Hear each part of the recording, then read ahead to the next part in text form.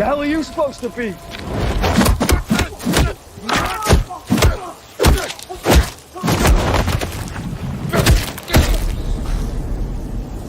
I'm vengeance. Honestly, that's a little loud in my headset. What's up? What's up, guys? AW Air War Order Man on a Saturday afternoon. March 9th. March 9th? Yeah, March 9th, 2023. Yes, we're already in the third month of 2024. I did say 2023. That's my mistake. But it feels like it's still beginning of 2024. But yeah, okay, whatever. This is Let's Talk Pop episode 74. No specific topics. It's a free for all. Everything goes. Whatever we're talking about: sports, wrestling, video games, movies, comics, TV shows, collectibles, anything. Obviously, no politics, no religion, stuff like that. It's not gonna heat us. Make it fun.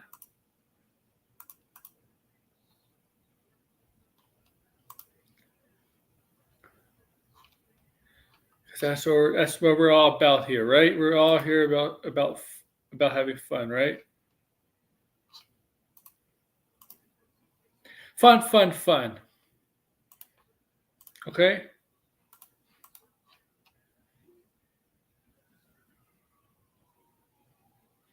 Otherwise, it would be blasphemous not to have fun. That is blasphemous. That is blasphemous.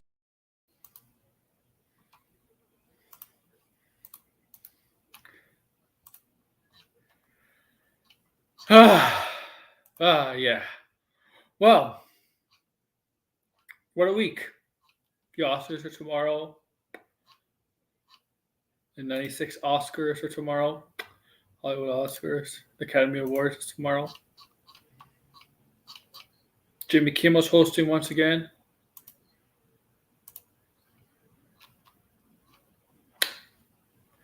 Obviously, there's going to be Matt Damon, Jimmy Kimmel skits involved.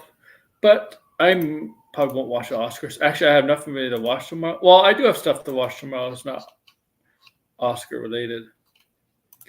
And man, on my back, a little itchy and scratchy. All right, guys. Oh man. So let me edit this little banner. And I will be making videos again.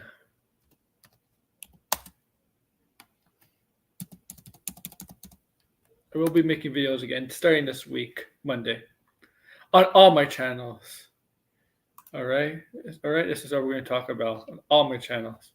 Invitations are being sent out as we speak. Okay. Now, I very rarely go on other streams. Lately, obviously, I've been very rarely on people's streams. That's because I've been playing Final Fantasy Rebirth, 7 Rebirth, late at night. So that's why I'm not on other people's streams. That's why I'm not watching as much streams as I once did. Because of Final Fantasy 7 Rebirth, keeping me very, very busy. And I like to say hi to Degrassi. Not much. It's a free for all. So it's going to talk about anything. Also, I got to do this. I forgot to do this.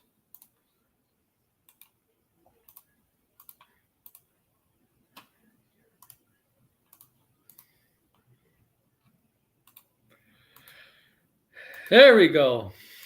And I also do have WW2K24 played a little bit, but I'm focused on Final Fantasy 7 right now. I'll get to WW2K after. I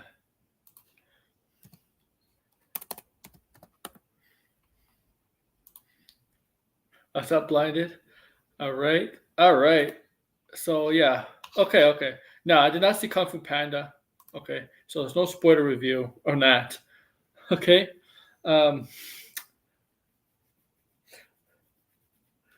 This week what have I been up with this week? Well, Final Fantasy 7 Rebirth, basically. Yeah, basically. That's what I've been up this week. Okay. Also, like, yeah, I'm aware of some entertainment news. Obviously, I keep up with that. Sports, everything that's going on. So I'm right now Final Fantasy 7. I'm chapter 9 right now, but you have to fast forward to some of the story mode to access some of the open world stuff. Okay. So that's where I am right now. And that really, really good game. Fun game. Funny too. It's funny. It's like it's a lot of humor in Final Fantasy 7, I find. Rebirth. And I know Degrassi has bought both of them, the dual pack.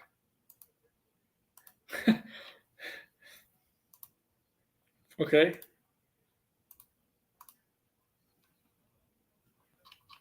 I got Finbar, whatever. Finbar, get your butt in here. If you can. Okay. All right. So I've been playing with that, obviously. Majority of my time since I got the game. Actually, yeah, since I got after Dune, right? It came on basically the same day as Dune, or I downloaded Dune. Remake was free on PSN Plus. Oh, okay. I didn't know that.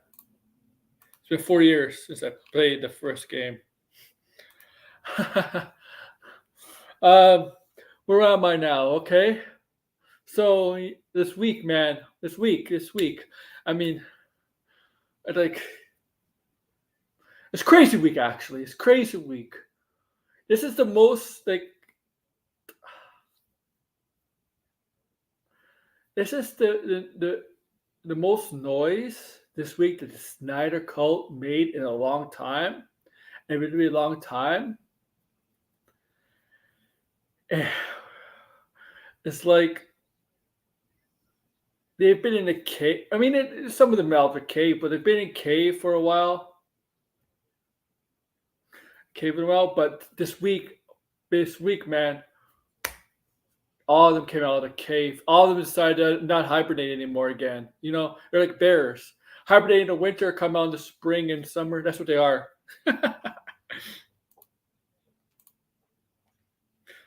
When was the last Final Fantasy game that's not 7? Okay, I'm going to know that. Man, but it is a pretty crazy week. Oh my God.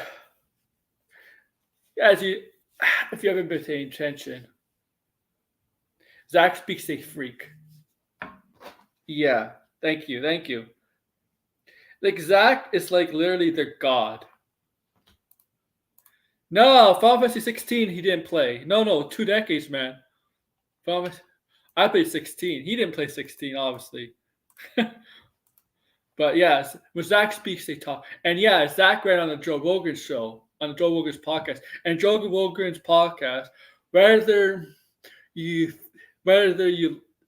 find his take, whether you disagree or agree with Joe Rogan's takes, or you find some of the stuff he says might be potentially conspiracy-like, controversial. He does have a large audience, a very large audience, okay? And he does get big people on his podcast, right? He has gone The Rock on his podcast before. And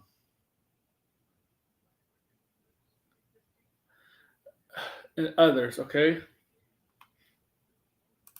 So this week he got Zack Snyder on his podcast, right? And if Blinded, why don't you come in? You want to talk? I don't know. I heard you're making a little comeback. I sent a link. I want to hear your thoughts on this too. I know your thoughts already, but like I want to hear it as your voice, with your voice, not with you typing, not with your all right, with your voice. Okay, So yeah, and they got some. Okay, yeah, it's about Batman. It's about Batman. You can clearly he doesn't respect Batman. He doesn't respect Batman. He does not. I think I sent a link in the DM group. Oh yeah, I sent it both your privately. Joe into Spider-Man Boy Love. Yeah. And yeah, it's basically about Batman and once again the whole debate, kill no kill rule of Batman's morality comes up again. All right, and also the intelligence of Batman. Uh, Man, I'm getting tired. I personally am getting tired of the debate. Really. Uh,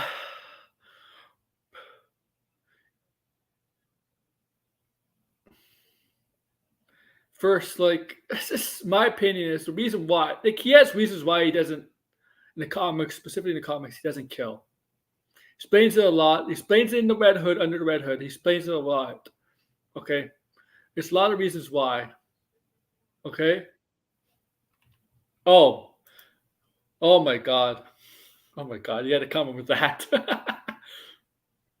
Yes. No choice. No choice. No choice. Oh man. You should just print the cola there. I'm gonna get rid of this banner for a minute. Oh my God. Madam Reb.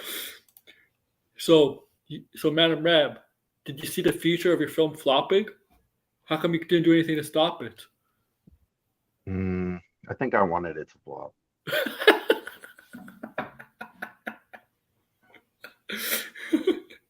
Feel like will help me down the road. My chances of appearing in the MCU.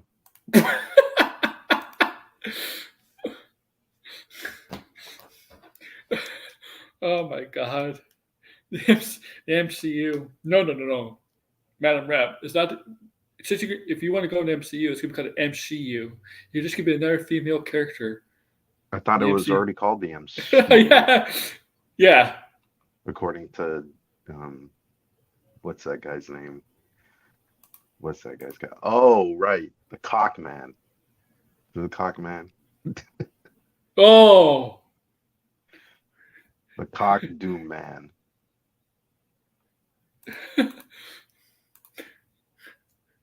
You hope James Gunn's hires. You hope James Gunn to hire Madam Reb? Marvel Yes. owns that property. I know what he's talking about. Dakota Johnson. Mm-hmm. Yeah. She's been shitting on that movie from the start. Sydney Sweeney shit on the movie after the movie. Okay? Okay. Okay, here's the difference between Dakota Johnson and Sydney Sweeney. Dakota Johnson was shitting on that movie from the start. Sydney Sweeney was actually sipping for the movie at the start. There was no difference. Sydney Sweeney was actually praising it, excited. And then once she knew how bad it was and flopped and then that's the SNL joke about, nobody saw me in Madam Reb. Or saw Madam Reb. Yeah, that's I know SNL is all fun and games, but that was on purpose too. That was a cheap shot. They do that all the time in SNL, man. Hey.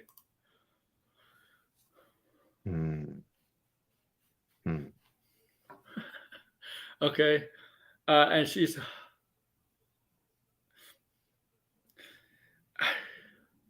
What's going to hurt Dakota Johnson is the lack of good films she's been in. Picking. Yeah. Okay. Sydney Sweeney is fine. Well, I think that's why she changed her agency, right? Yeah. Sydney Sweeney is look. I'm gonna be. This is not sexist. Don't. If anybody takes this wrong, this is not sexist. But Sydney Sweeney is a bombshell. They get more leeway. They get more leeway with this kind of stuff. Okay. Mm-hmm. Okay. Like, I'm not saying Dakota Johnson is not beautiful. Sure, she is. But Sydney Sweeney is like top 5. among any men. If you name any top 5 hottest actresses, Sydney Sweeney is arguably top 5, maybe top 3 right now in terms of being attractive. But she's so she made she did this. No, I'll get the best comparison. How many bad movies has Megan Fox been in? Lots of bad movies. Yeah. And if you notice, Megan Fox, she's still doing movies, but she's not doing major films. No, she's kind of fallen off. Yeah. Yeah, she is. She is royalty. That's true. She is a nepotism baby. Yes, Yeah. that's true too. And that either helps you or hurts you. It goes both ways. I know a lot of people say, "Oh, she's a nepo baby." In Hollywood, there's a lot of nepo babies. There's a lot of nepo babies that are not successful, man. Gary Busey's son, not successful. You know Gary Busey's son. You've seen him around film some long time ago. But there's a lot of nepo babies that are not successful. That don't, Right. and there are some. Okay. Yeah, but like Sydney Sweeney, like we'll see how she acts. I mean, she's doing that nun film, right? And that's gonna be like the really first. I guess that's really the first film or TV show where Sydney Sweeney is not being exposed as kind of a sex object. I'm sorry. Euphoria, and I know Euphoria is a good show. I know what the message is, but she's kind of exposing that a lot. Even the comedy movie that came out, obviously, even Madam Bad, they try to squeeze a little bit in there, a little bit in there with the dancing on the table, and they have her, with the shirt, right? But this movie, that's the movie that she actually apparently she's the one that put all together, that moved Immaculate. I think it's called Immaculate, right? She's the one that put it all together. Everything she got the film off the ground, from the director, the story, everything.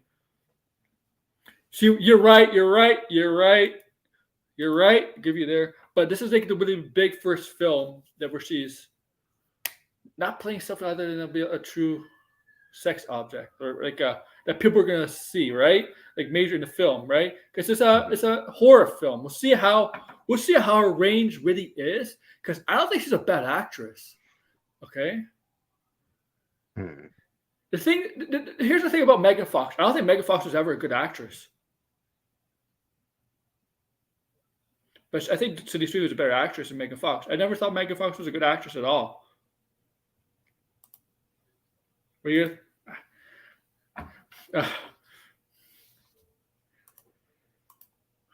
But yeah, that's it. It's not beat around the bush, man. Good looks get you wolves. Yeah, definitely. Okay. And there's no doubt about that. Okay. She's one of the top five. I'm not gonna say hottest actress in terms of looks, but one of the top 5 actresses in getting roles, maybe behind. That's true. I'll give you. That's true. But like you got like getting roles. You got like on top. Anya Taylor-Joy getting a lot of roles, right? Florence Pugh, right? Right. Now I saw this on John Campia's show. They're discussing, is Anya Taylor-Joy and Florence Pugh the most coveted actresses? Some people put in the chat Zendaya. I would say, Zendaya has a lot more followers on Instagram and maybe Twitter, but I wouldn't say she's the more. I wouldn't say she's getting more roles than those two. They're getting roles left and right. Zendaya hasn't really been getting roles left and right though. No, but I mean, she's been busy with, Yeah. I mean, Spider-Man and Dune, and What? I mean, those are kind of franchises. Some Those dudes are big too. franchises. Some dudes too. Yeah, you're right. And this is Dune and Spider-Man. This is the movie coming out. I know she has done some voice roles too, but the movie And coming she was out working on Euphoria too. Yeah, Euphoria. And now she's doing that role where it's not a big thing, right? Challengers, right? Is that what it's called? Challengers? Yeah, Challengers. And I want to see. The thing is, I want to see more of her acting range because she kind of plays serious characters all the time, too much. I mean, Spider Man at first she was a sarcastic, serious character, but she over time she kind of grew right into a Hmm. more right fun character to be around. But like, she has tendency to play characters that are always the same in a way.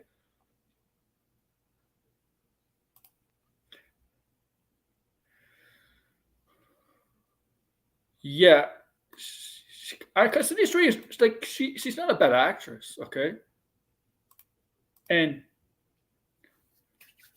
look, it's not. She knows this. She knows this, and she's catching on that maybe she wants to be respected for her acting. That's why she's doing range, right? Hmm.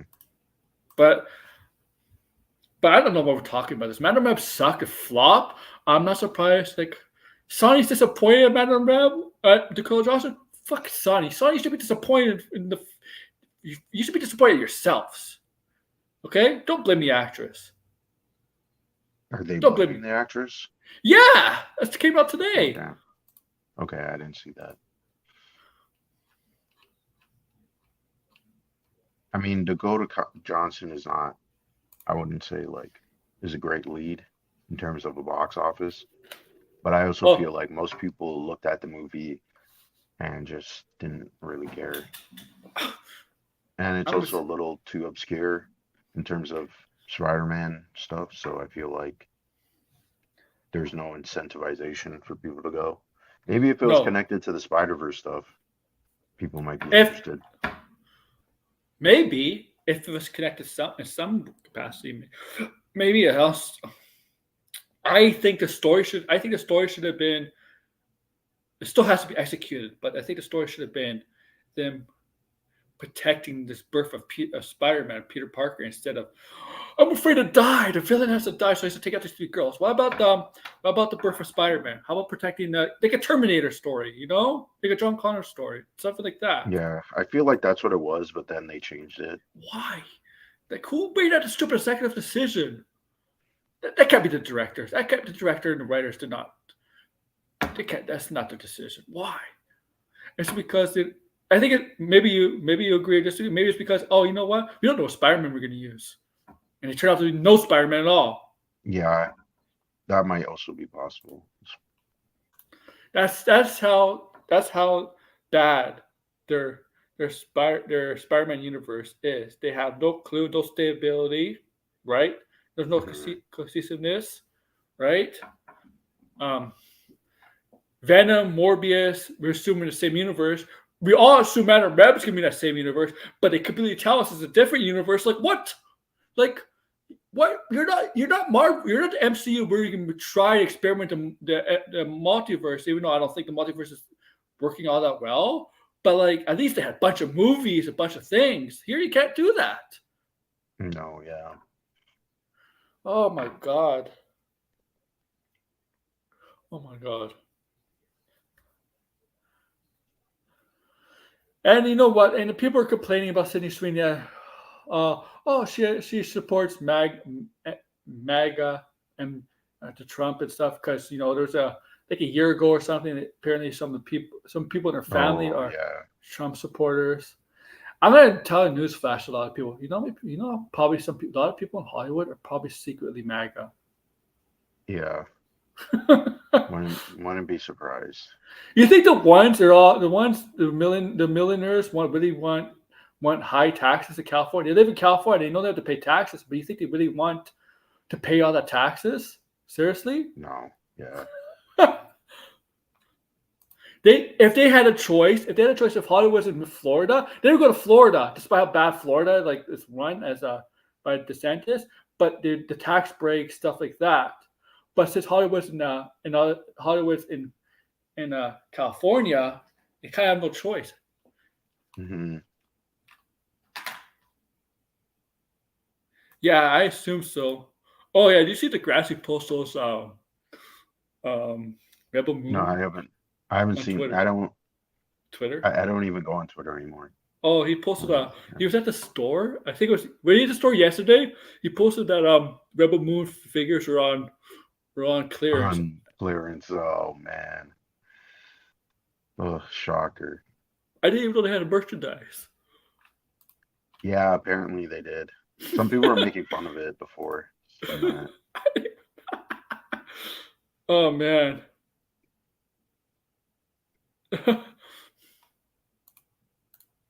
But yeah, I was getting talking about Zack Snyder. Here's the thing: he's on Joe Rogan. Joe Rogan has a big audience, right? And Mhm.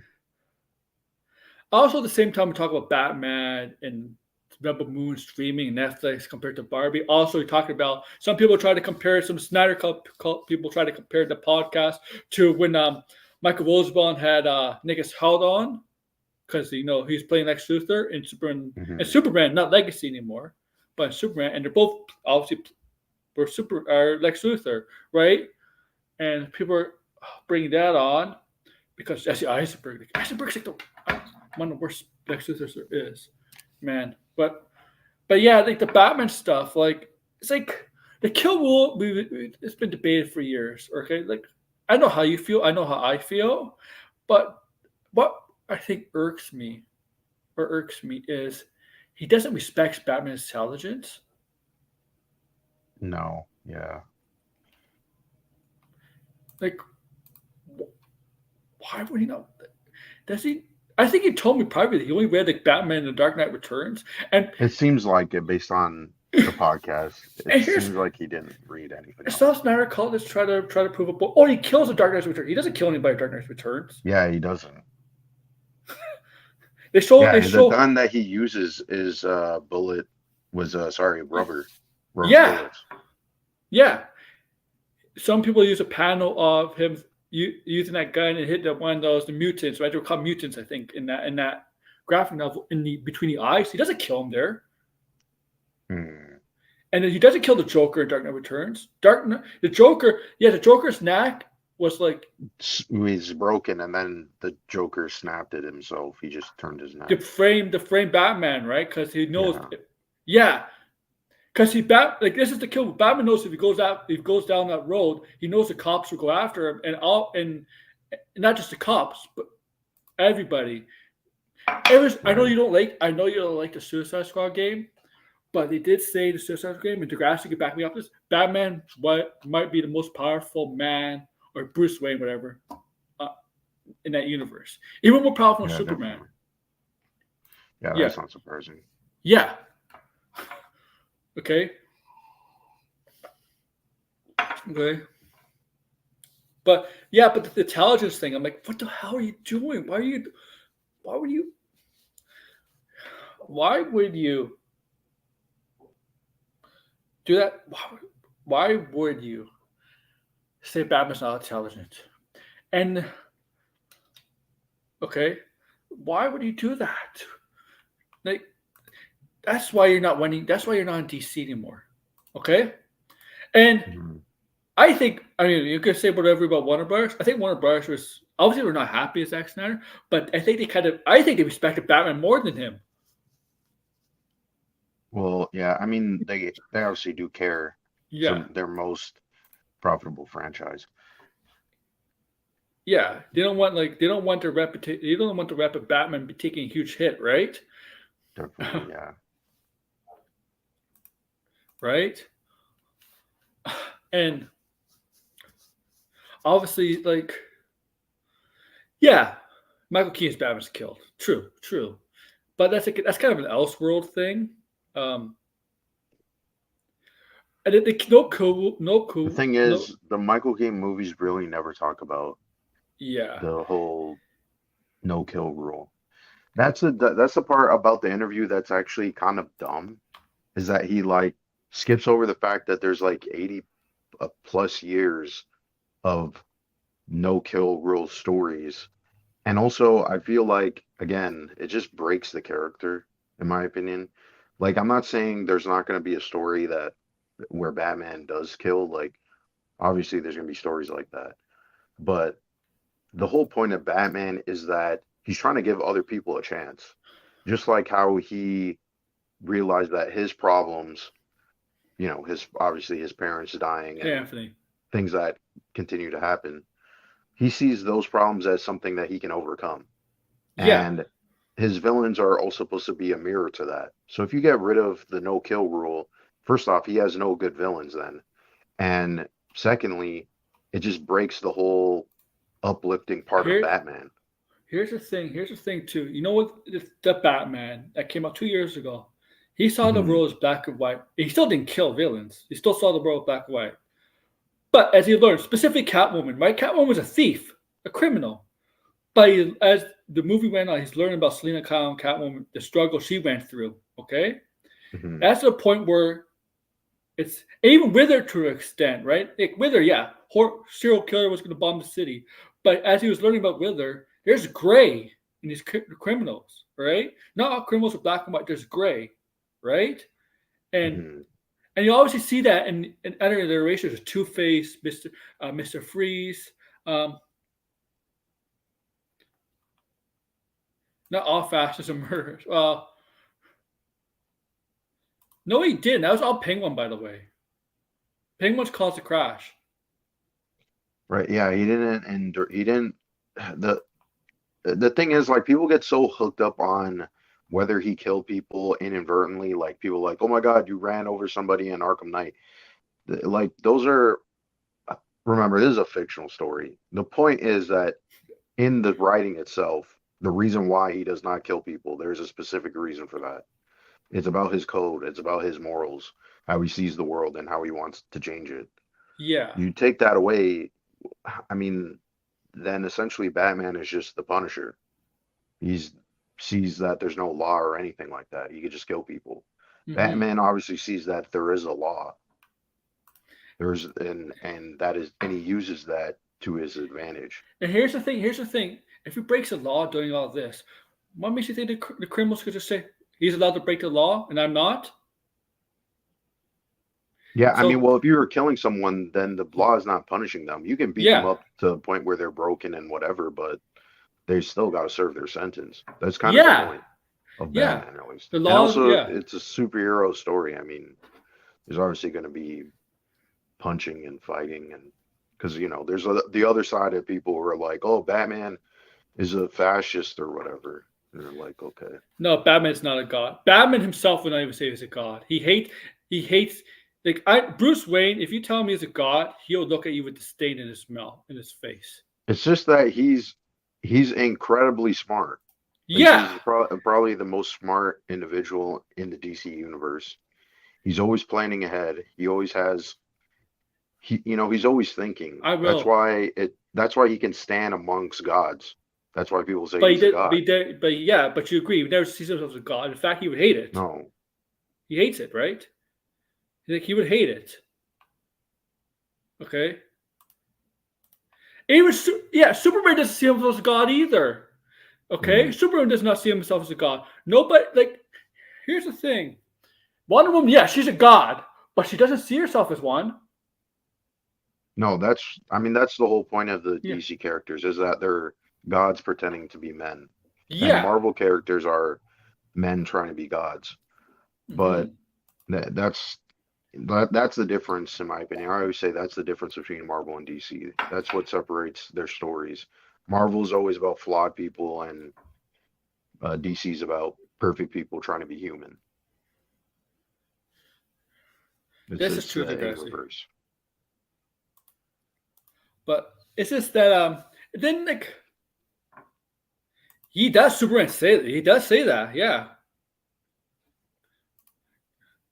But then we got like the Netflix stuff. Okay, maybe I'll say this is true about the Netflix and maybe in Rebel Moon, this Barbie would equal up to whatever.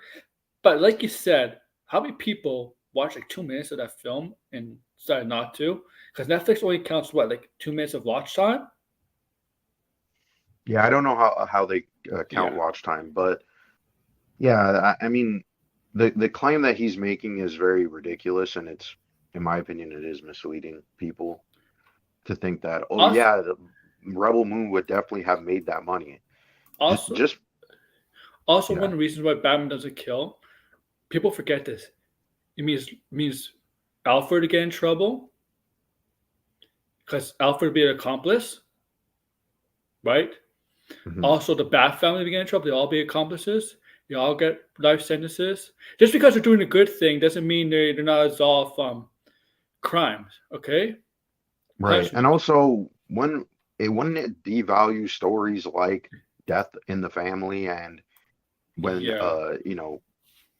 when Jason Todd comes back, there's a bunch of stories that deal with the fact that Batman doesn't want to kill and Hmm. the consequences of that. There's a bunch of stories like that. So I don't understand why people feel like first off, like that's People why it's forget like this so too. weird that the Snyder's like, "Oh, you're trying to defend your god because he can't kill," but it's like, no, that's just the character. It's like Hmm. complaining about Spider-Man's moral philosophy. Like, well, Look, why does Spider-Man have to save everybody? Like, why can't he just save Mary Jane and call it quits? It's like, no, that's like then you that's don't not have what a a hero story. does. That's not what a hero does. A hero is not supposed to be selfish. And also, I find it weird because in the Snyder movies, Batman killing like people say that there's an arc, but honestly, Batman killing in those movies don't really matter all that much. Like he kills That's, people and it's sort of like, okay, he killed that guy. Batman's not supposed to do that, but there's nothing interesting about it. It's just like, oh, he kills people. And you're oh, like, okay. the thing is, with that scene where the even though he wasn't KG Beast, but was the character who becomes KG Beast, Yeah. like he could have found a way because Batman always finds an alternative way. He's that intelligent, right? He Yeah, knows he but in always, that moment he just didn't care at all. yeah, like yeah, And yeah. He also, was an actor. He was an actor, military. I think he was also a spy, Alfred. yeah, in different continuities, yeah. Yeah. What were you gonna say? No, I don't know. The argument is so tiresome. It's like it doesn't even really make sense. It's like this is like such an old character. I don't even know why there's still arguments about it. It's like if you want to believe that that's what it is, then that's fine. And the thing is, like, it doesn't even matter because most of the people writing Batman already know that Batman doesn't kill. So I'm not even really concerned about what other people even think. It's like it's more about what the creator thinks. Like I could give a rat's ass about what half these Snyder people are saying because they're not the one writing the story. I could honestly, I really don't care. Yeah, So but here's your point, Anthony. Here's where I could Deadshot. Deadshot killed a lot of people. Why did Batman didn't kill him? He got him arrested. Oh, it's because Deadshot had a daughter. That's the reason why. He's still a murderer. yeah, and also Degrassi makes a good point too. Why kill in a world where no one ever stays Yeah, dead? Exactly. yeah, that's true. Also, And like, also it makes it a lot it just makes it more interesting that he can't kill someone. So how is he going to take them out? How is he mhm. going to neutralize them?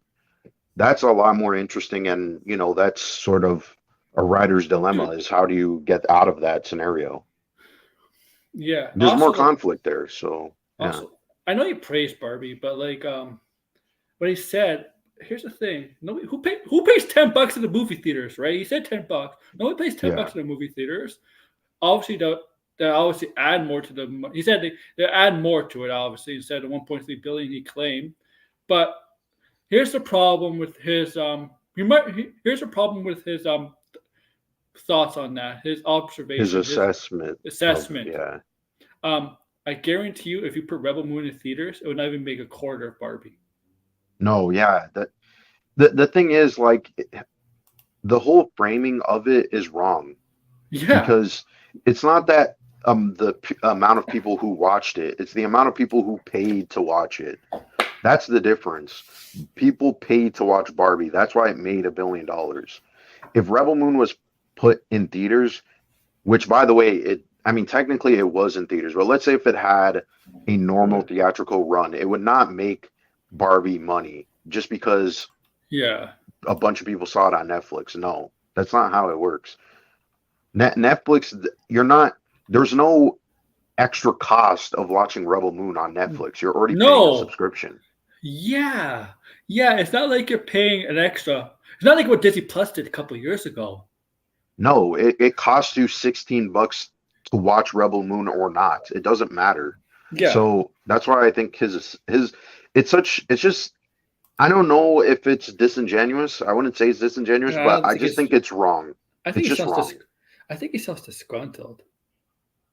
Yeah, I mean, because the movie is not received. By the way, I'm so blown away. I feel like Madam Web's Rotten Tomato score should be switched with Rebel Moon's because Rebel Moon, I feel like it's so bad. It's not even you like. There's nothing to find good about it besides it looks nice. Which just because something looks nice, like cinematography wise, doesn't mean you could sit down for 2 hours and want to watch the entire thing. Yeah. At the end of the day, you're trying to tell a story. Yeah, it's true. This is true, Anthony. It's just that uh don't I feel like Barbie is gonna get like Barbie's not the best movie, but I feel like Barbie is gonna be the film that everybody's gonna compare now to because look how well Mm. Barbie did. Look how like what like why? Because it's like a regular genre kind of thing, regular just cookie cutter Yeah. kind of thing. Release the good like Well, that's what I feel like there's this kind of like, I mean, and the reason why I got a social media and getting off of Twitter is because, yeah, I just think everything is negative and it has warped my perspective. But I do feel like the only reason why people make a big deal out of Barbie is because there's not really a lot of movies like Barbie. no. That's the only reason why people are saying that.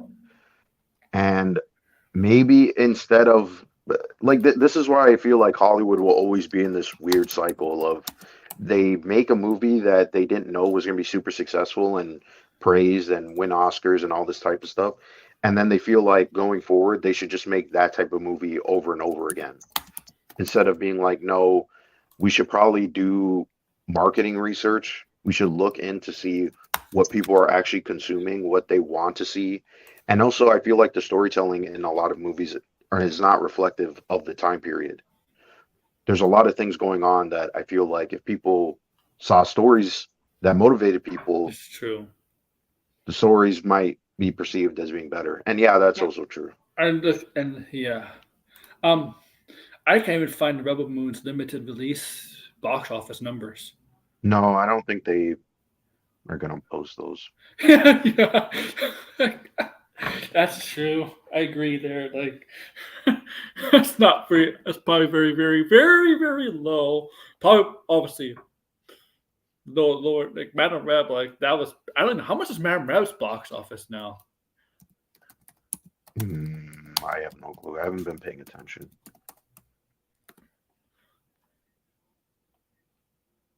I can't even find. Like, let me see. So according to Wikipedia, 93 million. Fuck. Oh my god, that movie's so bad. But Dune 2 compared to that film is Dune 2 is like compared to a lot of films. It's not fair to compare Dune 2 to Madame Reb because Madame Reb is No. it's not in the same universe, sorry, in terms of quality. Yeah. But yeah, I know like I don't know. Were you on my stream last week? No, I haven't been on a stream in like 3 weeks, I feel like. Yeah, I know I know you weren't. You weren't like a lot of people on Twitter were like Dune 2 Yeah. is a masterpiece, a 10 out of 10. I know you, but you still liked it. You still gave it good Yeah, I review. saw. Yeah, I think it was a pretty good movie overall. I just feel like there was some. I feel like they kind of rushed it a little bit toward the ending, and also they cut out a lot of storylines. I don't know if you could have done this as a trilogy. It probably would have been like stretching it a little bit, but Yeah, they probably would have to yeah, make 4 films, and I don't think Villeneuve wanted to make 4 films. no.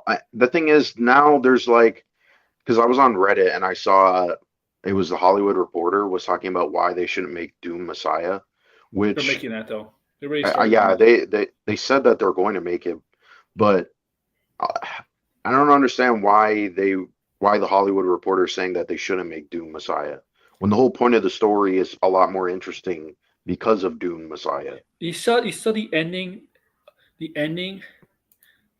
Nice, Patrick. You saw the Nice. ending of this film. Obviously, they know that they're gonna. It's gonna, and it basically the last scene of the film is the sister, the baby sister, talking to the mother about the Holy War. That's leaving on a cliffhanger, Hmm.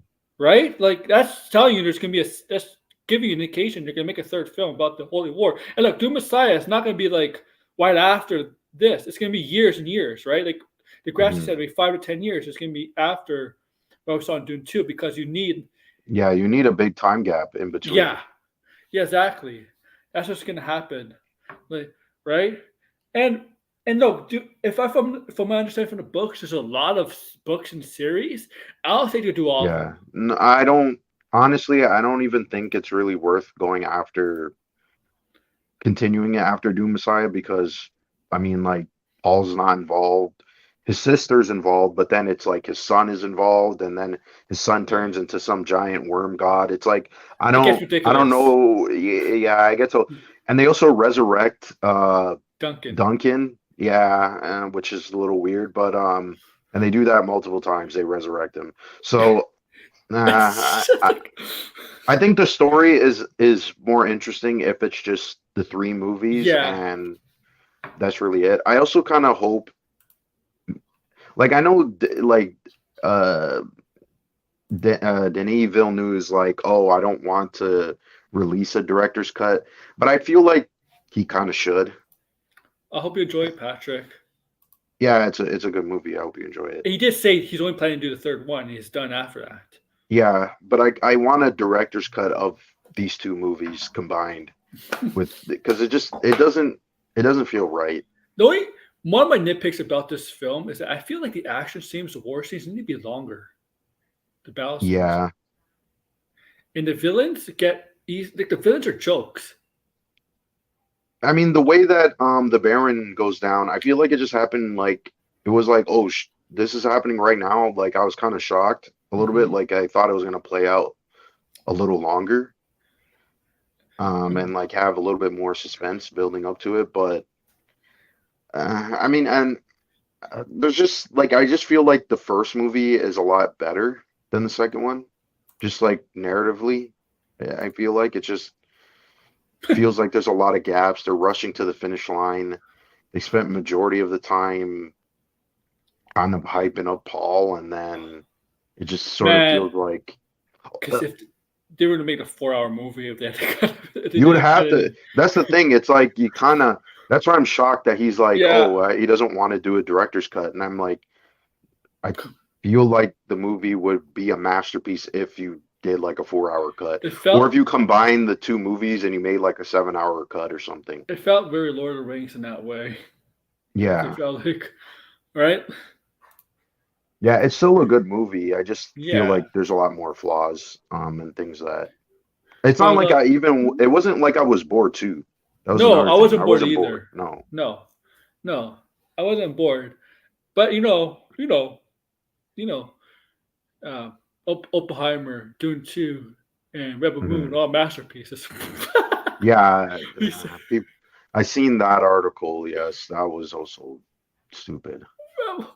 oh my god, Rebel Moon was a masterpiece. Remember everybody, the Star people said, "Oh, Rebel Moon's gonna be better than Dune and better than Star Wars and all that." Like, oh Yeah.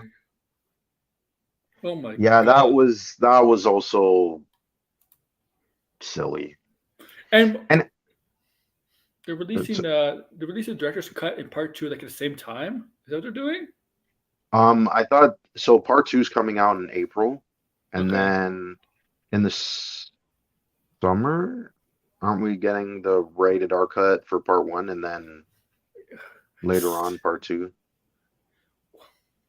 You know, here's the thing. Here's the thing. That's bad. That's bad because they know part two probably sucks too. Yeah, I don't think Netflix. Sorry, I think Netflix knows that this What? part two is not going to do well. What? Who do we invest? Why do we invest in this guy? Yeah, just I mean, they're going to continue to invest into him because they of the signed him. fans. And Yeah, yeah, they signed him. but he can. But if part two is bad, can you continue working with him? Because like I did not. I don't know how Army of the Dead. I don't know how people like Army of the Dead was bad. Yeah, but they're going to continue with Planet of the Dead, right? So, Oh man, if I continue playing yeah, that, I'll get a different director. But people are gonna complain. no, they're going to keep Zack Snyder as long. His, his interview with Joe Rogan was actually kind of boring. There's nothing.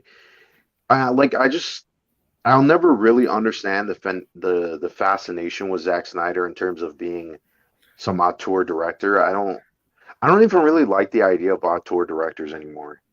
Like Oh yeah, same style it just directors. seems Yeah, like it's diminishing a lot of people's work on a movie itself and it's not giving what it people. credit to one It's not what person. people said about Dennis Villeneuve. He's not a tour director or something like that. Um, I'm not sure if Which director is? Villeneuve said he's an auteur director. I know David Fincher's claimed that he doesn't want to be considered an auteur director, and a lot of other there's a couple other people who might have said it too. But I don't know. It's a circle jerk that I feel like it's kind of like I eh. Yeah, it was just I don't even know what Joe. I guess Joe Rogan's a fan. Like, how did Joe Rogan and Zack Snyder know each other? I don't know. Maybe Zack Snyder's like agent reached out to Joe Rogan and they thought, To get a big audience. yeah. And Joe Rogan's probably seen like 300 and Watchmen and so. But you should see the weird stuff that was happening with Joe Rogan with one of his guests, who's now being charged with second degree murder. Like Oh right after. yeah. Yeah, that's crazy as hell. After he sat up there and talked about how he was a reformed criminal and how, he got this harsh punishment or sentencing for like 25 years. He wasn't even out an entire year before he went right back to freaking jail. That's pretty crazy. Yeah. Well, it happens to a lot of criminals. They end up back in jail, but that's quick. Yeah, That's a but his is worse though, because this for the last 25 years he was trying to he was studying law in prison, and he was trying to like, reform the criminal justice system, only for him to freaking kill a guy and stuff him in his fridge. oh. Yeah, Okay, so this is just. I guess yeah. I guess 300. yeah, Oh yeah, yeah. I wonder too, man. Oh, so yeah, Degrassi to let you know, Peacemaker is scheduled to film in the summer. And that came out today. yeah. So I guess James Gunn is probably not going to be directing any episodes. He said he's not going to be at Comic Con because he says he's going to be filming. Yeah, I assume he's going to be filming Superman. Yeah, Superman did just say it's going to wrap up in the summer, but In the I don't. summer? I mean, Yeah, well, that's what he said. what, like 4 months or 5 months? No, that's 4 months of production. Yeah, well, yeah, June or July. Yeah, that's what he said. Also, apparently, Deadpool is getting reshoots done in May. Hmm. Is that a concern to you? Because it comes out like early July. I mean, I don't really know. Maybe it's bad, maybe it's good. Like you can never really tell with reshoots.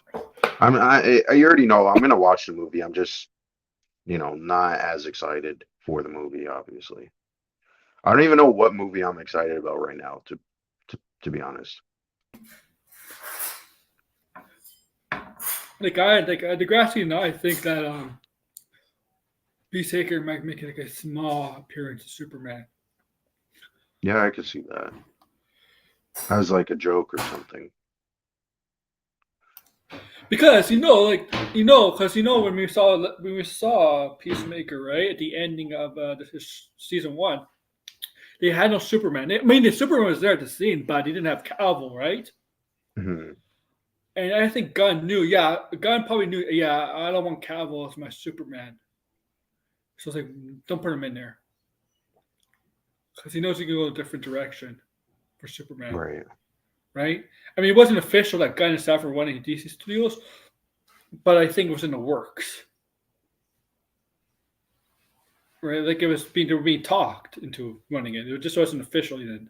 So one of the first moves he made, even though it was not official yet, was like, Cavill's not going to be our Superman.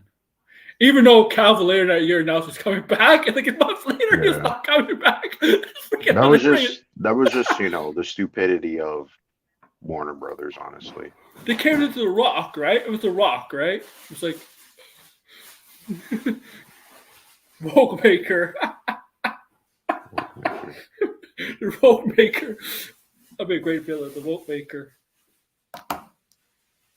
Man, you got some like funny people. I mean, oh man, the Rogue Maker. Also, like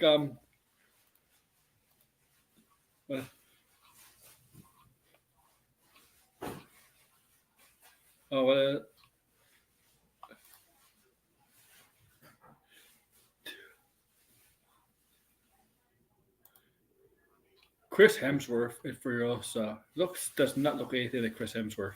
Oh, that's the movie I want to watch. Yeah, Furiosa. I haven't seen any trailers because I'm avoiding that. Oh, okay. I did the same thing with Dune, so. Karen Gillian wants to play Poison Ivy. I think she said it last year. Nerds. She said it last year too. She wants to play Poison Ivy. Here's the thing. I don't think Karen Gillian could play that seductive. I'm sorry, but I don't think Karen Gillian is the type to play that seductive type of character. I just don't see her as someone that could do that. Well, I mean, I guess it's a perception to get her for, okay? Yeah, I think it's more the perception. Yeah. I wouldn't mind if she was Poison Ivy. Sounds interesting. She kind of. I think she kind of fits the part. I mean, I don't know how young Batgirl is going to be the DCU, but I do think she could be a Batgirl, Barbara Gordon. But I don't know how old she is. I think she's a little too old. Yeah, that's the thing. That's the thing. That's an eye. She's 36. Yeah, you don't want like a 36-year-old Batgirl. Yeah, Batgirl should be like more of a teenager, young 20s. Yeah, like Supergirl. Yeah, if she was younger, maybe. Yeah. Yeah, I haven't really been paying attention. Like sometimes I browse Reddit and I see articles, but yeah, I just don't really pay attention as much as I used to. What else is there? Like I haven't really paid. Like I paid attention. It just I haven't found anything to put.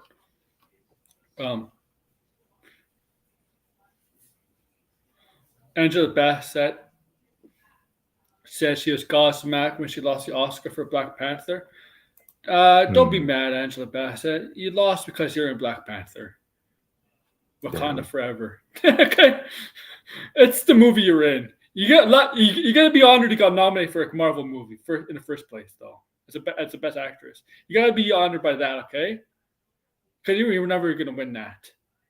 Like I don't know about that. Seriously, like being nominated for being in a Marvel movie for best actress or best supporting actress, that's a win in itself.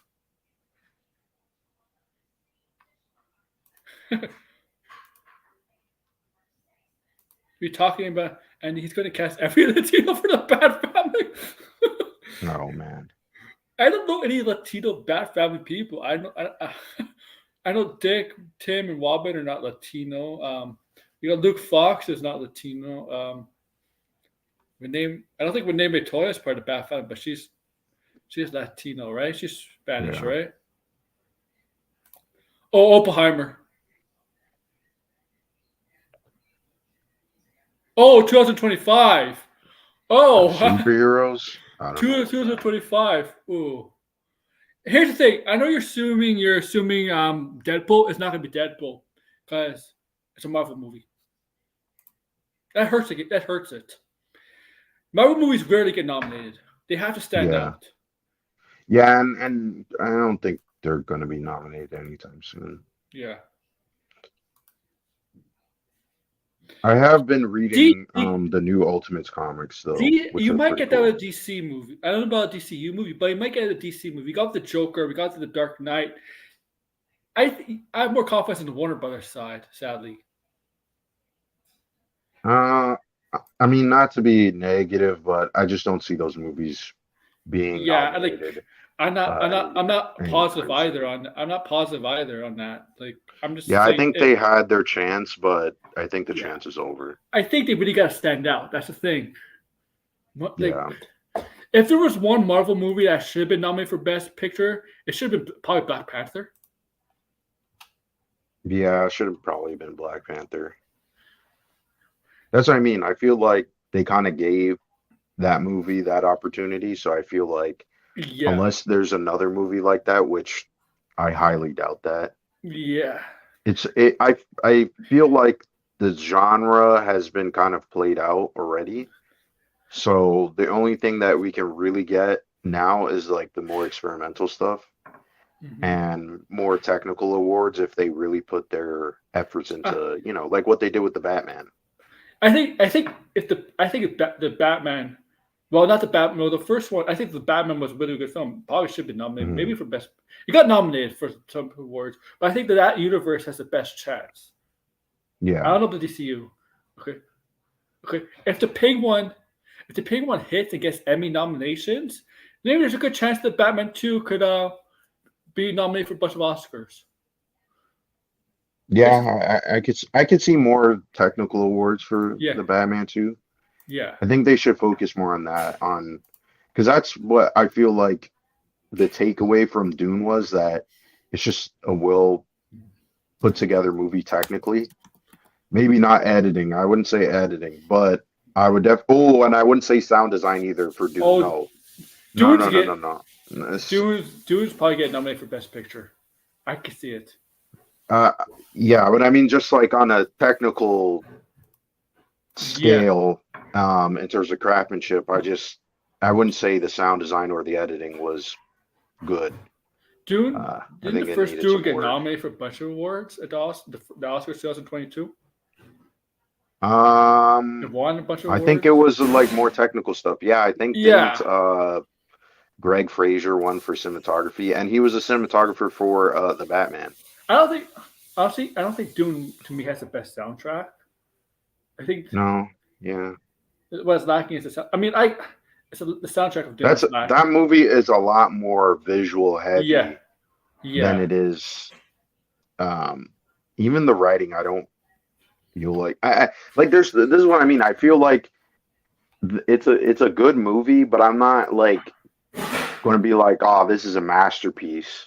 I feel like there's a lot more flaws. Like in this movie, I felt like honestly, and this is probably like the most controversial take that I have. I feel like Timothy Chalamet was miscast. I don't think he was Paul at all at the ending. It just sort of felt like this is the guy that they believe is the Messiah. I have a hard time believing that. In the first movie, I was like willing to give it a chance, but I just didn't like him at all. Like I felt hmm like when we walked out of the movie, I was like, honestly, if Austin Butler was Paul, I could probably believe that. And I think he probably would have done a better job because his scenes in the movie, Austin Butler, were fucking mind blowing. He has definitely the best performance in the movie by far. And hmm what's his name? Skarsgård. I always forget the Yeah, father's name, but Stellan. Stellan, yeah, great actor. Always loved him. He's a phenomenal actor. And Zendaya was Zendaya. I kind Was of Zendaya? understand. She was Zendaya. Yeah, She was yeah, Zendaya. she was just sort of flat Zendaya, but Yeah. um, yeah, I like it's and Batista, and you know what? Also, too, I feel like this movie hmm did no favors for Batista. I feel like Batista once it was like if He was you a were gonna threat in his cast first film. Like in this film, yeah. it, I know where you're going. no, but it was like I don't have a problem with what he did. It's just the fact that Austin Butler, in comparison to him, It was like you should have never. If I know like hindsight is 2020 and you can't. It's like you already cast Dave Bautista before in the first movie, but you should have gotten someone who was on par with Austin Butler because it just felt like Dave Bautista was just screaming, and that's like the only Oh, like acting he could do. It wasn't I'm like Austin Butler who was like, oh, like visually. Uh, I mean, the makeup on him was fantastic. And then on top of that too, he was just so like sly and just like slimy and disgusting. And Dave Batista was just like the total opposite of that in wait. terms of quality. Batista was he was opposite. Batista's character is basically angry all the time, gets rage, Yeah, but loses fits. it just I mean, even if that is the character, it's just the performance. Yeah. I felt like maybe there should have been some more nuance. Austin I Butler don't was an know. But Arrow, yeah. really? Yeah, That's he was funny. an arrow, yes.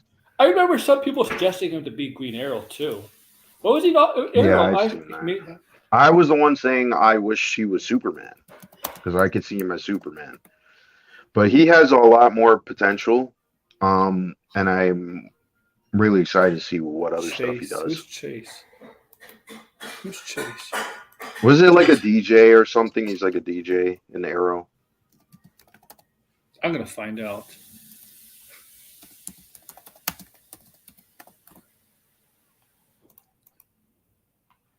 Oh, he was a DJ. Yeah.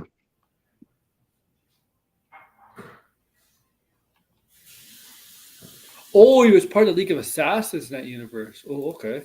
Secretly part of the League of Assassins. Yeah. Also, he was in a lot of things too, right? Like he was Yeah, Disney he too. He was. was a Disney child. Like Zendaya. Zendaya was a Disney kid too. Yeah, he was also in Once Upon a Time in Hollywood. He was Yeah. Tex. Yes, he was. He was Yeah, also he's a pretty good actor. I mean, he was a lot of So shows. He was in like a lot of shows you recognize, like yeah, Drake and Josh, Hannah Montana. He was a kid actor, like a real kid actor. Like when he was yeah, a he was. right, like he's what is he? He's 32 now. I mean, Hannah Montana. That's 20, almost 20 years ago. Yeah. He was really, really young. Mhm. So was Zendaya too, man. Zendaya was really, really young too. I Yeah. mean, right, like, uh, yeah, I liked the movie. I mean, it was. Now I read Hyperbolics. It was the best. It was a masterpiece. The best kind of fantasy, sci-fi fantasy since Lord of the Rings. Lord of the Rings is not sci-fi, but you get the idea. Right. I mean, it has Yeah, potential to I could. be if Yeah, I Messiah think it. hits. If yeah, I feel like it has to. This is gonna have to depend on Messiah because as of right now, I don't think I could compare it to Lord of the Rings in terms Yeah, of impact. I feel like we're kind of have to wait and see. yeah, because there's been nothing sci-fi fan trilogy or even two movies has come close to Lord of the Rings in the last 20 years.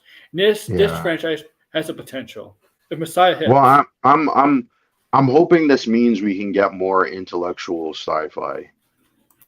Like I would like to see some out there types of movies based on interesting books because I feel like this is what happens when it's all just focused on superheroes.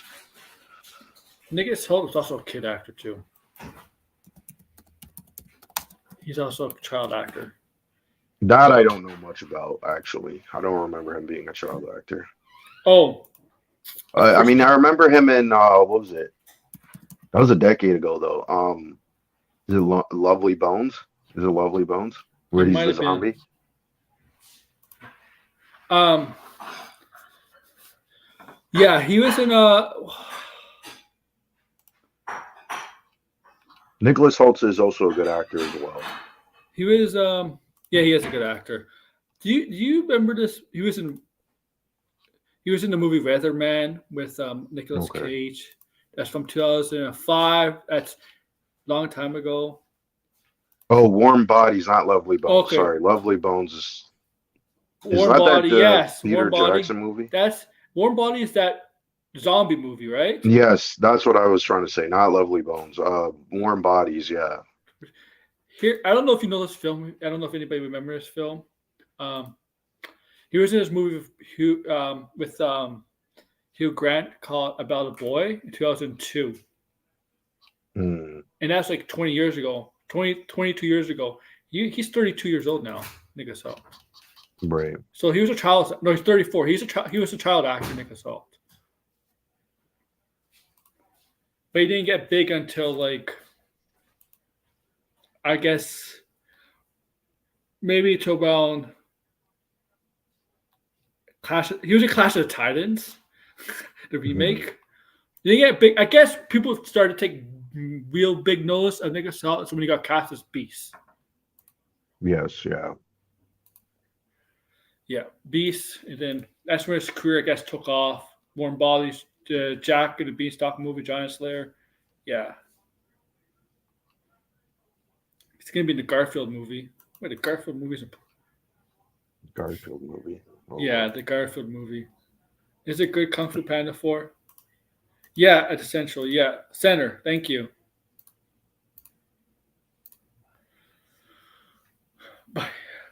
Yeah, he's going to play Lex Luthor, Nick Assault. mhm.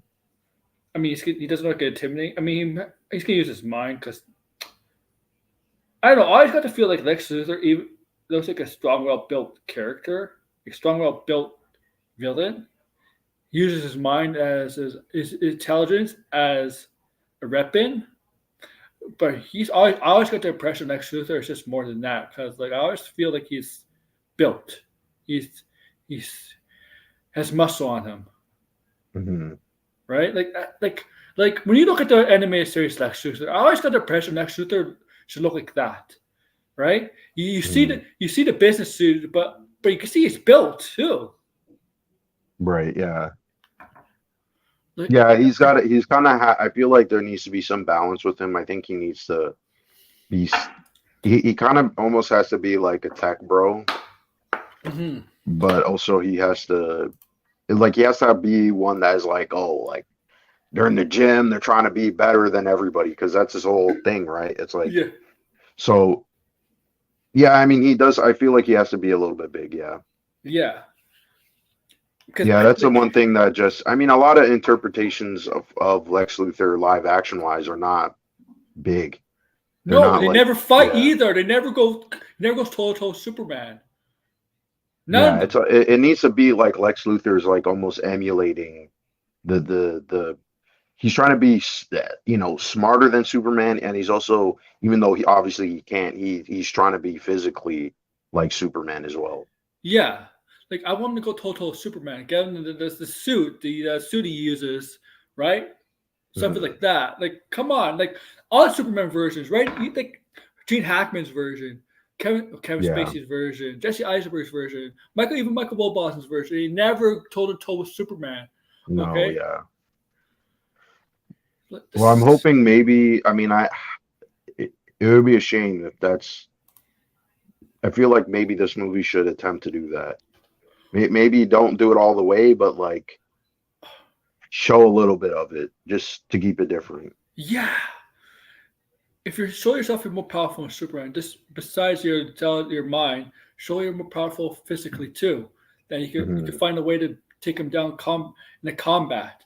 Obviously, you're not going to out muscle, you're not going to out strength him, you're not going to outone him, you're not going to outspeed Superman. But you could find a way with the suit, kryptonite, whatever. Um, Hmm. find a way, like okay, like he's like. He's thinking like Batman. What do you think Batman does when he goes up against superpowered beings? Yeah. He, and it's also using he does that for his suit when he goes up against Superman. He's using his intelligence too. It's not like he's not forgetting about it. He's being smart about it too, right? He's not. It's not like it's not. You know that saying like, "Oh, you're brave, but you're dumb," right? You're Hmm. right. No, Lex Luthor's not like that. He's being smart when he goes up against somebody. Same with Batman, Hmm. right? Like you're brave, but you're stupid. No, man. You tell it to Batman. Batman be like, you think you'd take it to Batman and tell you, nah, you're the stupid one.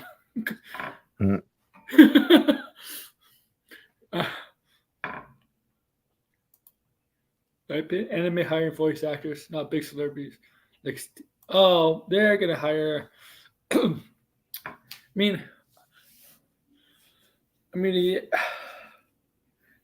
what else is there? Zakata. So like, I was looking something at Campia. Like, Yeah, what's been going on with Campia? Because I, nothing interesting, honestly. mm, mm. Nothing really. Yeah, I stopped watching Grace Randolph because she just started actually just infuriating me. So I was like, you know what? I don't really need this in my life, so I just don't watch her stuff anymore. Nothing interesting. I've been kind of focused on like our buddy Tony. I mean, Right. kind of personal stuff with Tony. We're fun stuff. I mean, he's going after a certain comic, not a certain grifter, not Air July. I'm talking about like another one, JDA. Oh, I saw a little bit of that. Uh, So apparently, I come out to this new term, right? This new term in the comic book world called comic book tourists. right. You heard of that now? You heard of that? No, I have not heard of this term. So I heard from Tony. He posts on Twitter. He says a comic book tourist is basically somebody who doesn't know anything about, doesn't really read the or doesn't know anything about the comics, reads about the comics, but makes content in the comics. And what really exposed these people was with the X-Men stuff. Hmm.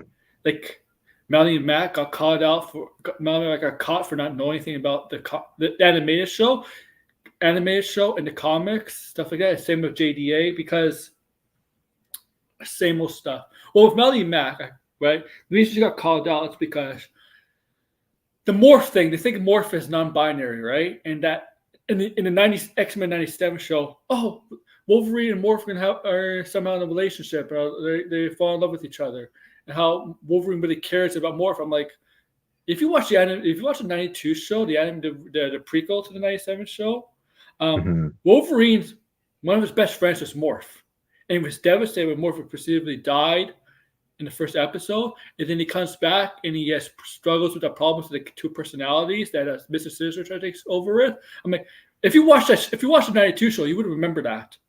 You know how they just like to pick, comic book tourists, right? They don't read anything. Like, I don't think JDA reads comics. I don't think he read the X-Men comics.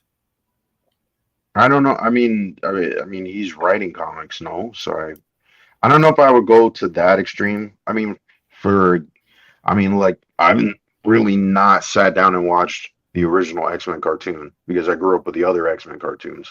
So when I try to go back and watch it, I wasn't that interested. I gotta be honest. So I mean, I'll check this one out because it's more modern and I will see. But yeah, like I grew up with X-Men Evolution or Wolverine and the X-Men. Those are like what, early 2000s,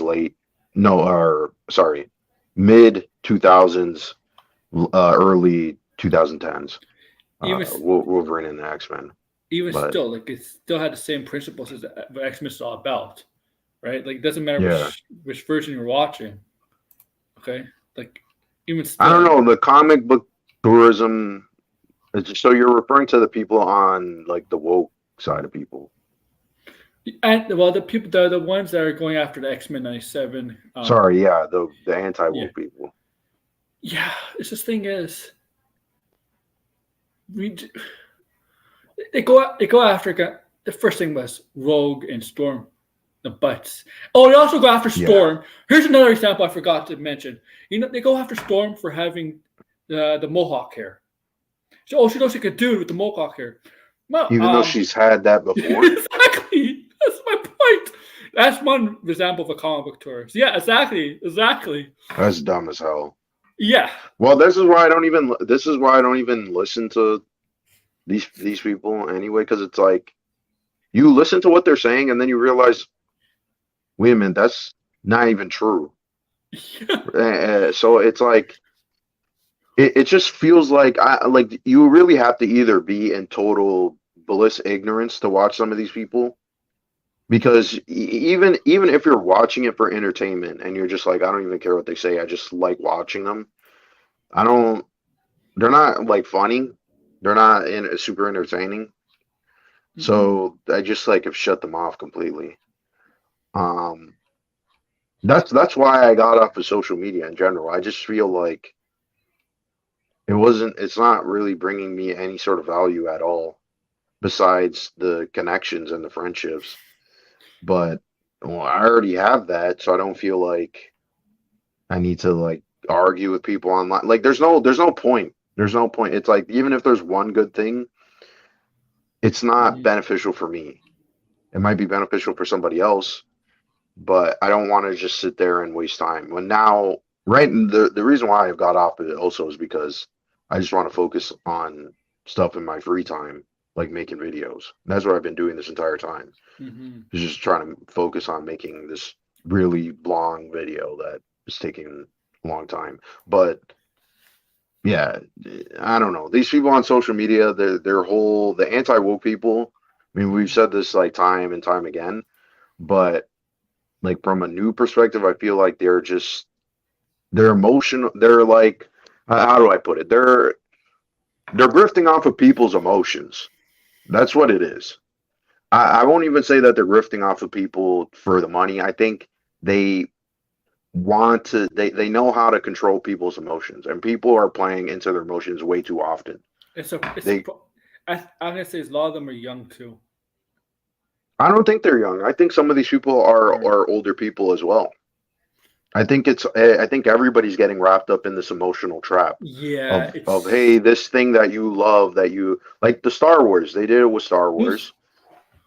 And now they're doing it with Marvel. Which actor? Was an actor or a director who called out people on social? Who was it? It was recently. Who recently called out people like this? It's very recent. Maybe Anthony could remember.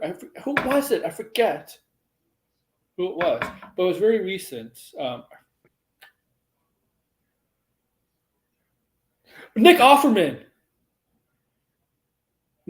Yes, because of the episode of Last of Us. Him and I'm blanking on this. Bill, right? Bill and Yeah.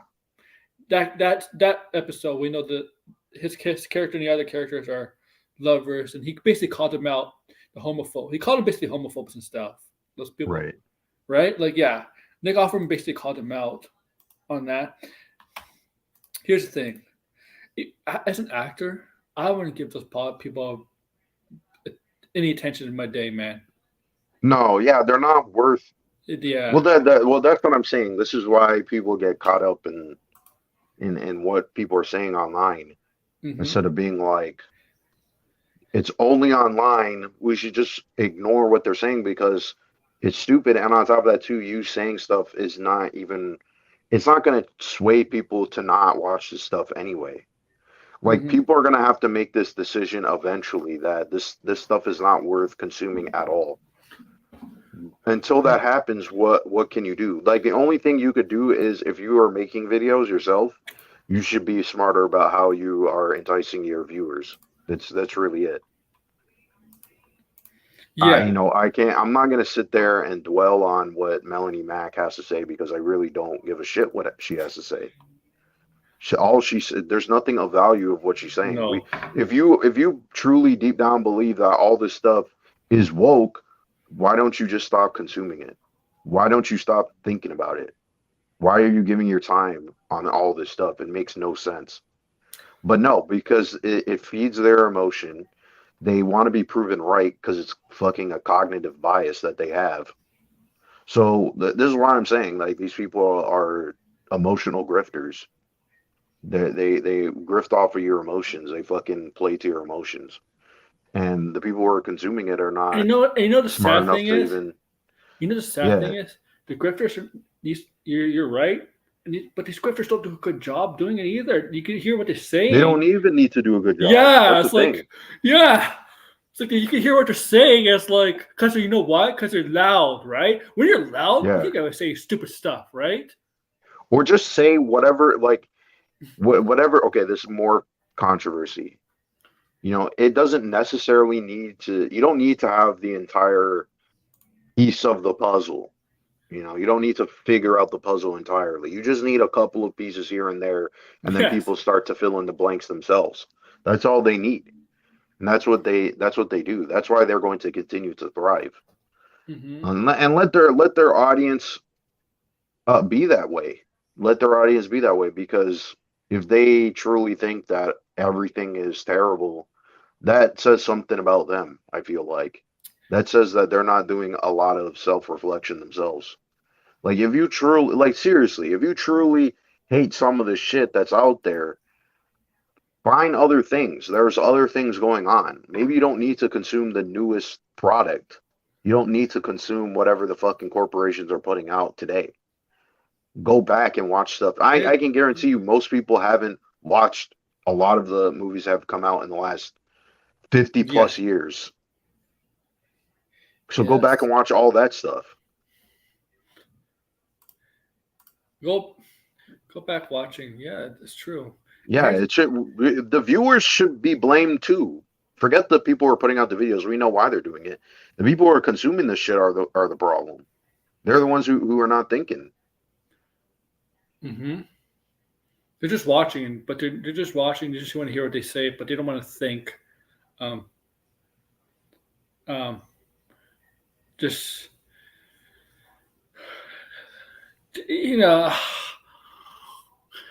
there's a lot of people like I don't know how somebody like Doomcock, like I don't know somebody like Doomcock has so many people watching him and gets so many views.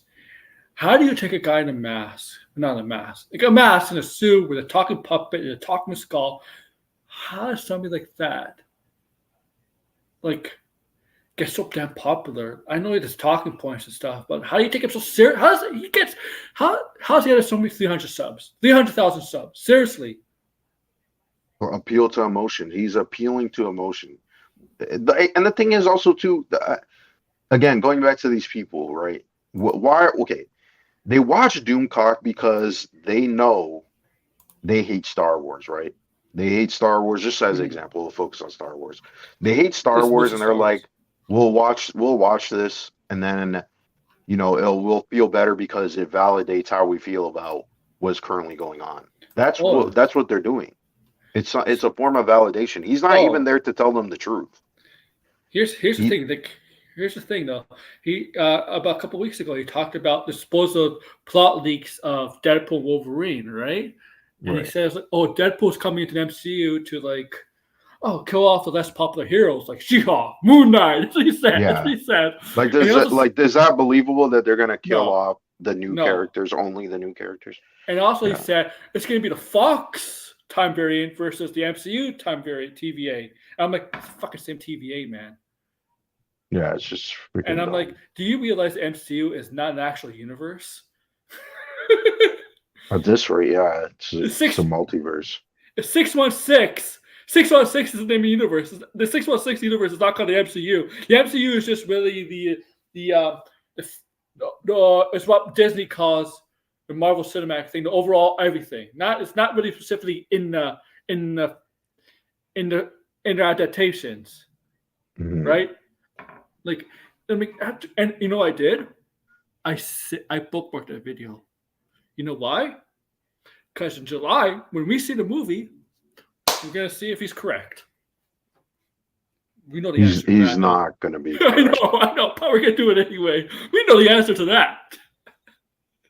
Yeah, like. Remember we got Indiana Jones 5 all along? Yeah. And people still fucking believe. I'll be like, I'll be like, oh, so you know what? I'm gonna go back to that video in July. I'll be like, I watched the movie. None of this actually happened. What movie did you see?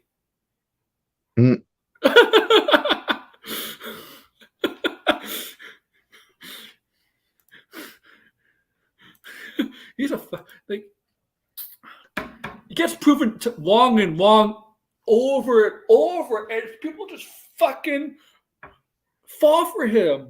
Like, come on. Like, oh my god.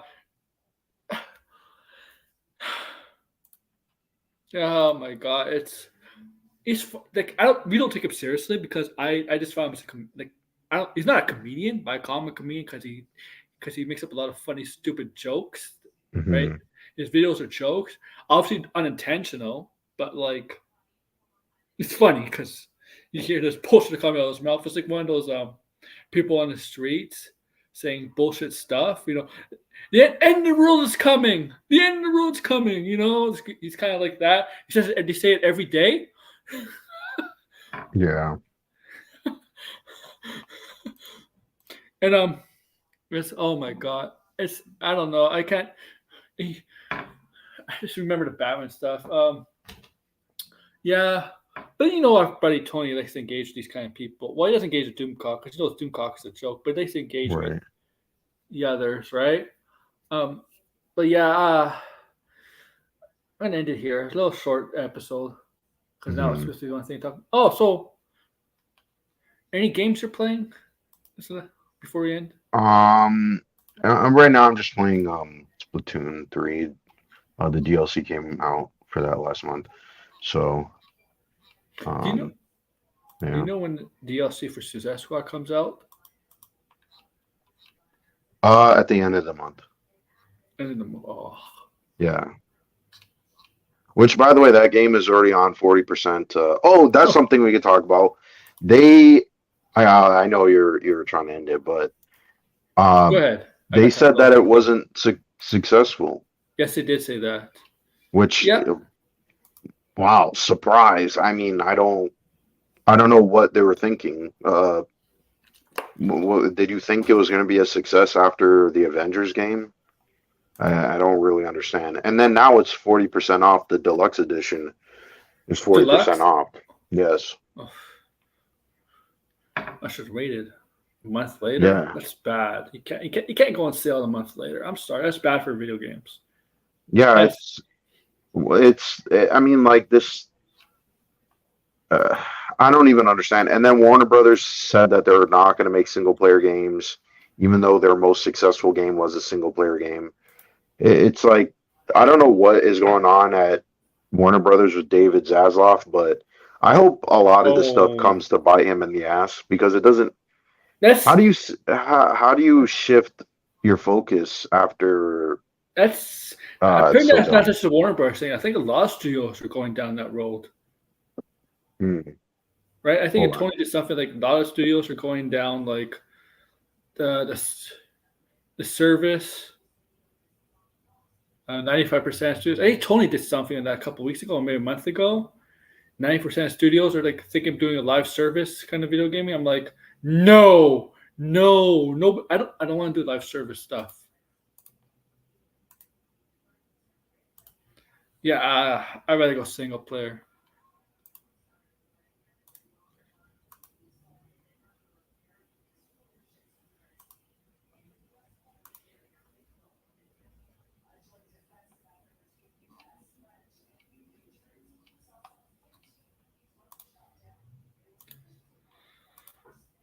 Uh, okay, take care. We're gonna end it once he comes back.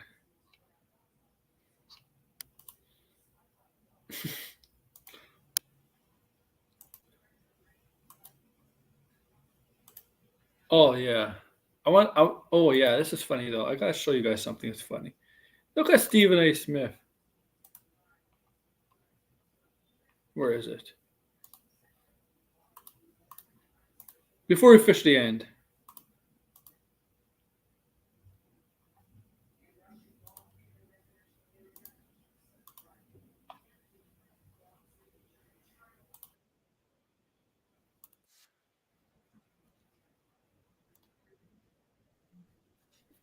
All right, I'm back. You know the funny thing? So you know that the creator of Dragon Ball Z and Chrono Trigger passed away a couple days ago, right? On Thursday, right? Yes. Yeah, I did Nice. see that. Right? Like he might be the one that got like anime on the map, Magnet anime on the map.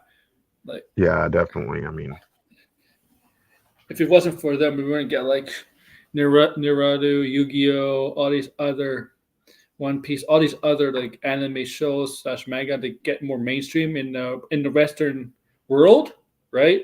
Western world would be mhm. like Europe and North America and South America, right? If it wasn't for him, I know Pokemon's huge, but like, but you get the idea. He's Yeah. like, he's like, No, I he would was the say, one. I mean, Dragon Ball Z. I gotta be honest. I'm not a Dragon Ball Z fan at all. Like, I've never even really but watched yeah, Dragon Ball Z. But I even mean, though, obviously, I know its impact. It has a massive yeah, impact. it's a mainstream. Yeah, Dragon Ball fans know exactly Dragon Ball Z and Dragon Ball the impact of the mainstream um, notoriety of that franchise. I mean, Fox. Yeah. It was one of the first anime. It was one of the first animes to get a movie, which sucked. Okay, Mhm. about 10 years ago, that Fox movie was horrible. Oh, Yeah. that movie was horrible. It was bad. Okay, and now we're getting a bunch of live action anime stuff. A year, like months and months and months. Just getting a lot of them, and all of them are like some are okay, some are not good. We're doing good, thank you. But so like yeah, his passing really hit the world hard because of how mainstream and how like it's literally Yeah. His impact. the guy is literally like Bob Kane from Batman, Stanley, Jack Kirby, whatever the Marvel kind of thing, right? Kind of like Yeah. that, right? Of Dragon Ball, of the father of anime. But Stephen A. Smith, he pronounced one of the characters wrong, and it's really hilarious. Oh, I gotta put it up. Hear that? Oh, damn advertisements. Your other sides are calling. Now let me go over to some of these tweets before I take your calls and get on out of here for the day. Let's go right to it, okay? Dragon Ball Z. At EBSC93. Look how he pronounces Vegeta. Writes, who you taking in a 1 versus 1? Vegeta. Goku or Vegeta from Dragon Vegeta. Ball? First of all, my condolences. I saw the news alerts that this individual has passed away. At least he knows. So At least he knows the the creator. creator of Dragon Ball and Dragon Ball Z, some of the most Oh, we influential expected and for that. best-selling Japanese comics of all time. That is the person that has died at the age of 68. Akira Toriyama suffered an acute subdural hematoma, a type of bleeding near the brain, they say. This is what word came out from his studio this Friday. So my condolences out to him and the best wishes. Didn't to his he just say family and loved 64 ones. and they put 68? Obviously, Wasn't he Oh, he said 64? 68. soul, and he's up in a higher place. Oh, I thought he was In terms 64. of who Okay. I'm taking, 68. That was Goku or me, Vegeta? Miss. I thought he was Dragon Ball, I'm 69. going with Goku. I have no idea why. I'm not going to pretend to have. From Dragon Ball, I'm going with Goku. I have no idea why. I'm not going to pretend to have. Vegeta. Vegeta. Oh man. Oh my god. People are roasting him on Twitter. Man. Oh my god.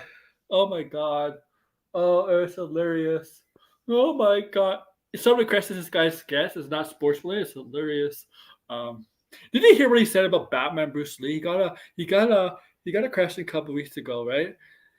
If you were in a bar fight, who do you want fighting beside you, Bruce Lee or Batman? And he picked Bruce Lee. Bruce Lee or Batman? In a bar Is that what fight. you said? In Yeah. a bar fight? That might be tough. I mean, you could go either one, but like, if they have weapons on them, I'll probably go Batman. Yeah. That Right, one's you never- hard, man. Yeah. Yeah, I'm gonna Like- have to go with Batman. Yeah, because you never know what the people you're fighting, what they may have on them. Yeah. If they have a gun on them, if you're fighting, they pull out a gun. Yeah, I'm going Batman all the way. Batman all the way, man. Because you fire a battering, you're done. No matter how much martial arts training you have, you cannot win against someone with a gun. All they have to do is shoot you, and you're done. All right, right. That's it. That's the final. Thing we're gonna do. Of course, Batman. I mean, Bruce Lee was in the Green Hornet show that kind of coincided with the '66 Batman show. So if you know, Bruce Lee was was in that show. It's really old, but yeah. What you're working on? Blinded. Well, I'm working on a few things. I'm working on video for hopefully next week, and then my big project, the first part of it, will be at the end of the month. Yeah, I almost thought you said Netflix there for a second. Like you were I'm working for Netflix. Oh man. You probably do a man. better job than Zack Snyder, but okay. Oh man. Oh, I missed the Controller Chronicles video that got uploaded right yesterday. Yeah, I wasn't on that because of I'm taking a break from and just focusing on my own stuff. So Okay.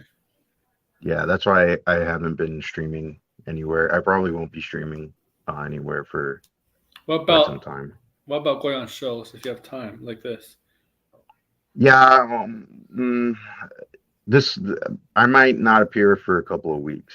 Okay. That's the thing. So Yeah. you're not gonna go on Tony's show tonight? No. I'm still working on some of this stuff, and All right. yeah, All today's an off day, so you know. I'm using that program Win Movie Maker. I gotta pay to get rid of that watermark. That way the watermark looks bad on the You should video. use Is it, there's hold on, let me see. I think it's CapCut. oh yeah, I know. Is that free? I'm pretty sure it's free. Okay. Thank you. I might have to look to see myself and use it because right now I use DaVinci Resolve. Is that free? Yes, it is free. Okay. What's it called? DaVinci Resolve? Yeah, but it's a lot more technical editing software. But yeah, CapCut, I might have to see this because I've been seeing a lot of people advertise it, and I know looks about pretty that. interesting. I know about it. Yeah, I just said that watermark on the Dune video. It's like, oof. Yeah. It's just that I just said that when you make videos on StreamYard, and I know you can get creative. It's just that I don't think it looks that really good on StreamYard videos. Like, what do you mean? I don't know. I just feel like I don't know. I don't know what it is. I feel like I could be more creative with an actual video maker service in StreamYard. But the thing is, do you want to put like B-roll and put like clips and stuff? Yeah, you should. Then I think you should try CapCut. If you're not if you've never edited or you're not like super technical about it. Yeah.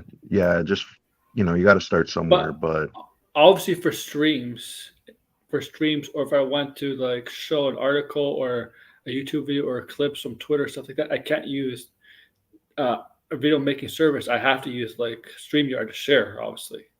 Yeah, that's the downside of StreamYard. Yeah. If I were you, I would try out a easy software editing and give it a go. Because I do think the production value, even if you're just cutting in between, it kind of shows your point of what you're trying to talk about. That Dune video, when I went into detail about the two main characters, I was originally going to talk about all the characters. I had all pictures of all the main characters. I'm like, no, this would be too long. If I did all those characters, it was a 10-minute video. But if I did all those characters, it'd be like a 30-minute video. I don't want to do a movie review that's 30 minutes long. And it's non-spoiler, right? Like non-spoiler, right? If it was spoilers, yeah, probably could go longer. But if it's not spoiler, I'm not doing a 30-minute non-spoiler review of a movie. Mm-hmm. I don't know how good or bad it is. No, nobody wants to watch that. But upping the quality, making sure that you have an enticing thumbnail. Yeah, those are all. I'm always and understanding the algorithm, because the algorithm is really just an AKA for the audience and seeing what they will want to click on or what they're searching to, because you got to remember YouTube's a search engine. Yeah. But just have fun with YouTube, and it's like I see it. I always when I'm trying to make a video, who is that? I don't know who Marilyn. Yeah, I don't know. I'm sorry. Adult here. Yeah, I don't know. Well, that series, the HBO series, said they're scheduling for 2026. But yeah, I did see that. But yeah, but as I was saying before, YouTube, I feel like there's got to be 50% passion and 50%, trying to make a video people actually want to watch. And I think that Oh, applies to movies too. I don't know. Some people, the thing is with me, sometimes I'll make videos in a vacuum, right? Like I'll make a Hmm. couple videos a week, and then I'll go a few weeks without making video. I like the problem with me. I get Yeah. burned out with making videos sometimes, and then I won't be burned out. I'll make a bunch of videos again, and then I get burned out with streams. Not as much. Yeah, I had that problem recently too, where I wanted to have a video Oh, uploaded every week. But it's like I'm I want to focus on just like the script and the quality of it, and yeah. yeah, I'm so trying I to need to get. get back to that. I'm trying to get to make more movies starting. Not movies. Wow, man, can you imagine? Still better than Mm, Zack. If I made movies, still be better than Zack Snyder's. But whatever. I'm trying to make more videos in starting this week. Hopefully, if I'm in the mood. Like I keep telling myself that mm. every week. I gotta make more videos. I gotta upload videos. But Yeah, yeah, just put out like block out a time and then record a video. Keep it yeah, like 10 minutes long, and yeah. yeah. 'Cause I really don't want to go over 10 minutes on videos, right? Like, but Mhm. I, I got I just got in the mood to do it. That's it. So maybe there's something interesting Monday come pops, or maybe if it's not like an entertainment thing, maybe I'll just an opinion kind of video. Like the Two Face thing. The Two Face thing wasn't like nothing and not the Two Face video. Obviously, there was no news on Two Face involved in a film or a TV show or anything. It was just something I just Mhm. thought of. Maybe if I didn't have anything to talk about, maybe I'll think of something like that. I mean, you suggested I should maybe do more stuff like that and ideas like that.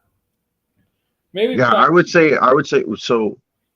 Um, 'Cause I remember, yeah, we were talking about the Batman stuff, Mhm. but I would say whatever was like popular that week or that you posted, do more of that. Like find ways Mhm. to do more of that, because that's I essentially what's getting you the views, right? And if you like like I doing it, then it works out too. yeah. I also want to make a fake fun joke kind of a rumor. Mm. I posted on Twitter. Dune 4, the return of Cara Dune. Oh man. Oh man. Can you imagine making that on YouTube? Bruh. All right, guys. I just had to end it with that. um, I'm sorry. Like, share, subscribe. Also, make sure to follow Blinded. He's doing incredible work. He's getting subs and stuff. We're almost at 300. Almost at 300. Almost. I'm at Awesome. 276. Good. So 24 away. Good. Yeah. Good. Yeah, get those watch hours up. That's what you need. If you get to Yeah, the 500. watch hours and the views, yeah. Yeah. Well, all you need is no 500 subs, but you need 3,000 watch hours. That's all you need to get Yeah. membership and super chats, and then you're then you get to 1,000 subs and 4,000 hours. You're pretty much then you can fully be monetized yourself Yes, yeah. and help do Um, some shorts. Shorts will get you subs too. yeah, that's the one thing is because I've heard like I heard some people saying like if you want to just do shorts, you should only do shorts. And Uh, so that's why I'm like and also I don't really have an idea of what I want to post, because like the stuff that I post now, like I want it to be more of like video essays. Well, except yeah. the project that I'm working on. That's like, the iceberg videos? Yes. Yeah, I'm essentially doing an iceberg video. All So right. yeah, that's gonna be, I'm guessing when it's all finished, it might be a 2 hour video. So I mean, we'll see. I mean, iceberg videos do extremely well on YouTube, but I'm surprised no one did one on this topic yet. So, and it's something that I really like. So yeah, that's why I'm making it. All right. Yeah. The only problem with shorts, I really people that sub the shorts really do watch. I hope they really do watch videos Yeah, and streams because they just sometimes they don't. they don't. That's what I was saying. That's like the shorts. The people who watch shorts are a different audience from people who watch videos. And yeah, and you can't grow, you can't get the watch hours like that because it doesn't Yeah. count towards your watch hours. I mean, you could get monetized for using shorts, but if you're getting, but you have to get million, you have to get You have combining to get millions and like millions. millions of views. Yeah. I don't do that. My shorts best get a couple thousand. I don't get 10,000. Hell, the Yeah. Spider-Man and the Spider-Man in the Hawk shorts I did 4 years ago. That would have got me. That would have got me there. But guess what? Shorts didn't really count back then. No, yeah, they only really started pushing it and organizing it like a couple years ago. Yeah, I think they said. Yeah, I think the best from what I've seen is if you want to do shorts, do shorts. If you want to make videos, make videos. Another problem that I think YouTube needs to address are streams. Because streams, it's like, how are they promoting streams? They're only promoting streams if you're really popular. But you can't find like an obscure stream that's going on. My streams, when my streams get like a bunch of people, it's usually from Twitter. Mm-hmm. Right. Because you promoted it on Twitter.